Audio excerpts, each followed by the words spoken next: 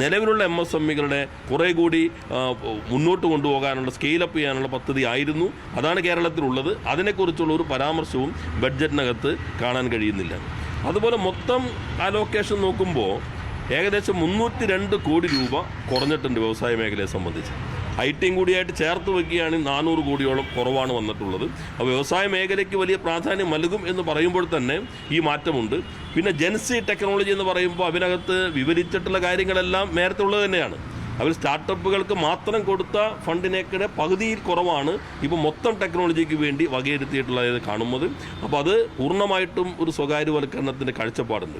പിന്നെ പൊതുമേഖല ഉൾപ്പെടെയുള്ള ലാൻഡ് പൂളിംഗ് ഉപയോഗിക്കും. അത് കഴിഞ്ഞ ഗവൺമെൻറ് സമയത്തും ആ ലാൻഡ് നമ്മൾ പൂൾ ചെയ്ത് ഉപയോഗിക്കാൻ തുടങ്ങിയിരുന്നു. പക്ഷെ അതിൽ വളരെ കൃത്യമായിരുന്നു ഏത് പൊതുമേഖലയുടെ ലാൻഡാണ് ഉപയോഗിക്കുന്നത് അതിൽ നിന്ന് ലഭിക്കുന്ന പണം ആ പൊതുമേഖലയുടെ ആധുനികവൽക്കരണത്തിന് ശക്തിപ്പെടുത്തലിനുമാണ് ഉപയോഗിക്കുന്നത്.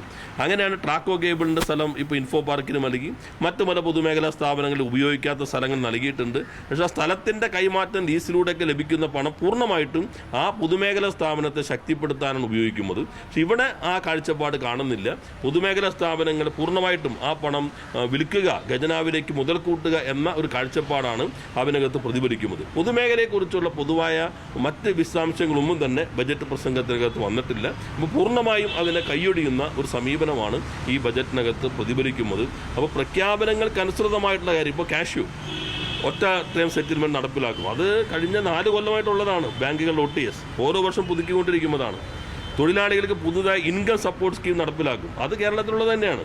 അപ്പോൾ പുതുക്കിയ ബജറ്റ് പ്രസംഗമാണെങ്കിലും ഇത് പുതിയത് എന്ന രൂപത്തിലാണ് പലതും അവതരിപ്പിച്ചിട്ടുള്ളത്. അതുപോലെ വിപണിയുടെ പകുതി പണം ഗവൺമെൻറ് വഹിക്കും. അതും നിലവിലുള്ള സ്കീം തന്നെയാണ്. അന്താരാഷ്ട്ര കമ്പോളത്തിലേക്ക് കയറെത്തിക്കും. ഇപ്പോൾ തന്നെ വാൾമാർട്ട് അതുപോലെ തന്നെ ഫ്ലിപ്കാർട്ട് ഇവരേക്കെല്ലാം കേരളത്തിൽ നിന്ന് കയറ്റുമതി ചെയ്യുന്നത് കഴിഞ്ഞ ഗവൺമെൻറ് സമയത്ത് തന്നെ ആരംഭിച്ചിരുന്നു. അപ്പോൾ ആ പദ്ധതികൾ തന്നെയാണ് പുതിയ പേരിട്ട് ആരംഭിച്ചിട്ടുള്ളത്. വ്യത്യാസം സ്വകാര്യവൽക്കരിക്കാൻ നോക്കുന്നു. പൊതുമേഖലയുടെ ഭൂമി അത് പൊതുമേഖലയ്ക്ക് വേണ്ടി ഉപയോഗിക്കുന്ന അടിസ്ഥാന കാഴ്ചപ്പാട് മാറുന്നു. ലാൻഡ് പൂളിംഗ് വലിയൊരു കാഴ്ചപ്പാടായിട്ട് അവതരിപ്പിച്ചിട്ടുണ്ട്. അത് കേരളത്തിൽ ചട്ടം പാസ്സാക്കിയിട്ടുള്ളതാണ്. ഇൻഫോ പാർക്കിൻ്റെ 3ാമത്തെ സ്റ്റേജ് ലാൻഡ് പൂളിംഗ് വഴിയാണ് എടുത്തിട്ടുള്ളത്. തിരുവനന്തപുരത്ത് ഈ വിഴിഞ്ഞവുമായി ബന്ധപ്പെട്ട ഭൂമി ഏറ്റെടുക്കാൻ 1000 കോടി രൂപ വായ്പ എടുക്കുന്നതിന് വേണ്ടി കിൻഫ്രയ്ക്ക് കഴിഞ്ഞ ബജറ്റിനകത്ത് അനുമതി നൽകിയിട്ടുണ്ട്. ഈ ബജറ്റ് പ്രസംഗത്തിനകത്ത് അത് കാണുന്നില്ല. അപ്പോൾ ഇവിടുത്തെ ഈ സാധ്യത ഉപയോഗപ്പെടുത്തിക്കൊണ്ട് ഒരു വ്യവസായ മേഖല ശക്തിപ്പെടുത്താനുള്ള ആ നീക്കത്തിൽ നിന്ന് പിൻവാങ്ങിയിട്ടുണ്ടോ എന്നാണ് വ്യക്തമാക്കേണ്ടത്. ഇതാണ് പൊതുവെ ഈ ബജറ്റിൽ വ്യവസായ മേഖല സംബന്ധിച്ച് സൂചിപ്പിക്കാനുള്ളത്.